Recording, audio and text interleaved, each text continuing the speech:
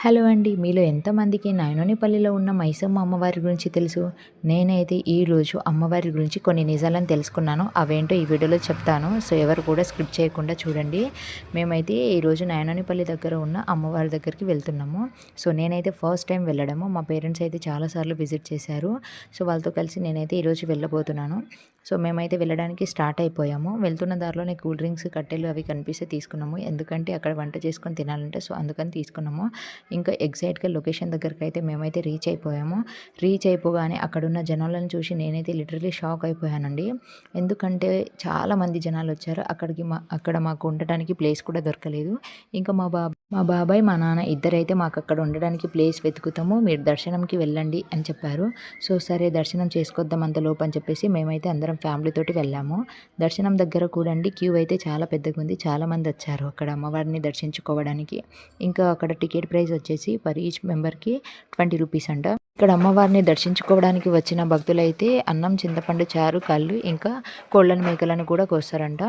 So, ఇక్కడైతే ఇలాగా అమ్మవారిని దర్శించుకుంటారు. మేమైతే ఇంకా అమ్మవారిని దర్శించుకోవడానికి ఎంటర్ అయిపోయాము.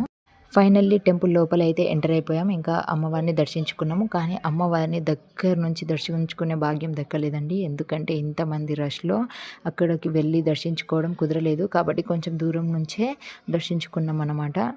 ఇంకా దర్శనం అయిపోగానే మేమైతే బయటికొచ్చేసాము. బయటికి రాగానే మేమైతే సోడాని తాగి ఇంకా వచ్చేస్తున్నాం అనమాట. అక్కడ టెంపుల్ పక్కనే మనకి కావాల్సిన వస్తువులు కూడా అక్కడ దొరుకుతాయండి. లైక్ అక్కడ జాతర లెక్క పెట్టారు. అక్కడ మనకి కావాల్సిన వస్తువులన్నీ దొరుకుతాయి. బొమ్మలు గానీ, చిన్న పిల్లలకు బొమ్మలు, ఇక గాజులు గానీ, ఇక స్వీట్స్ అవన్నీ కూడా అక్కడ దొరుకుతాయన్నమాట. మేమైతే ఇక అక్కడి నుంచి వచ్చేసాము. అక్కడ నుంచి లైక్ వచ్చేయడం అంటే టెంపుల్ దగ్గరనే కానీ కొంచెం సైడ్‌కి ఉండి అక్కడ వంట కూడా చేసుకుంటారని చెప్పాను కదా! ఇక వంట చేసుకుందామని చెప్పేసి మేము వచ్చేసాము. అక్కడ మేమైతే వంట చేసుకున్నాము. ఇక తినేసి ఇక ఫ్యామిలీతోటి కాసేపు ఎంజాయ్ చేసామన్నమాట. కానీ నేను అసలు ఈ వీడియో చెప్పడానికి కారణం ఏంటంటే అమ్మవారు గురించి నేను తెలుసుకున్న కొన్ని నిజాలేంటో చెప్దామని చెప్పేసి కదా! సో, అవేంటో చెప్తా చూడండి. ఇక్కడ అమ్మవారిని దర్శించుకోవడానికి వచ్చిన భక్తులు ఎవరైనా సరే అంటే దూరం నుంచి వచ్చిన వాళ్ళైనా, దగ్గర నుంచి వచ్చిన వాళ్ళైనా సరే 6 గంటల లోపే వెళ్ళిపోవాలంట. అంటే సాయంత్రం 6 గంటల లోపే ఇక్కడ నుంచి వెళ్ళిపోవాలంట. సాయంత్రం 6 తర్వాత ఇక్కడ ఎవరు కూడా ఉండడానికి వీల్లేదంట. అంతేకాదండి ఇక్కడ అమ్మవారు భక్తుల కోరికలను ఖచ్చితంగా నెరవేరుస్తారంట. భక్తులు కూడా ఏమన్నా కానుకగా అమ్మవారికి ఇస్తామని చెప్పి మొక్కేసుకుంటే ఖచ్చితంగా ఇవ్వాలంట. ఒకరోజు ఒక వ్యక్తి అమ్మవారిని దర్శించుకోవడానికి అక్కడికి వచ్చారంట. దర్శనం అయిపోగానే ఆ వ్యక్తి తిరిగి ఇంటికి వెళ్తున్నారు. కానీ తను తెచ్చుకున్న కత్తి మర్చిపోవడంతోటి ఆ వ్యక్తి మళ్ళీ ఆ కత్తిని తీసుకెళ్ళడానికని చెప్పేసి రిటర్న్ అయ్యారంట. సో, ఆ వ్యక్తి వెళ్ళే సమయానికి అక్కడ అమ్మవారు 7 అక్కచెల్లెలందరూ కలిసి అక్కడంతా ఊడుస్తా ఉన్నారంట. అయితే ఆ వ్యక్తి అమ్మవారిని చూసారు. అమ్మవారు కూడా ఆ వ్యక్తిని చూసారంట. సో, ఆ వ్యక్తి అమ్మవారికి కనిపించిన విధంగా ఎవరికీ కూడా చెప్పకూడదు అని చెప్పేసి అమ్మవారు చెప్పారంట. అమ్మవారు ఆ వ్యక్తికి ఒక వరం ఇచ్చారంట.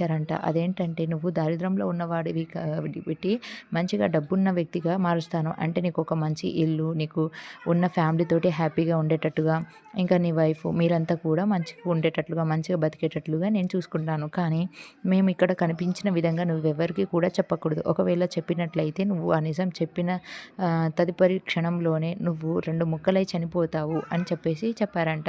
ఆ వ్యక్తి కూడా ఇక ఆ నిజాన్ని ఎవరితోనూ చెప్పకుండా ఇంటికి వెళ్ళిపోయారు. అక్కడ జరిగిన విషయం ఎవరితోనూ చెప్పలేదు.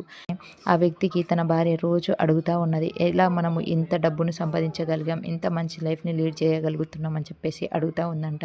అయితే ఆ వ్యక్తి ఇంక చెప్తే ఏముందిలే అని చెప్పేసి ఇలా అమ్మవారితోటి కలిసిన విషయము తను ఇచ్చిన వరం గురించి చెప్పారంట. ఆ వ్యక్తి చెప్పిన క్షణంలోనే అమ్మవారు చెప్పిన విధంగా 2 ముక్కలై చనిపోయారంట. ఇది అక్కడ జరిగిన సంఘటన అంట.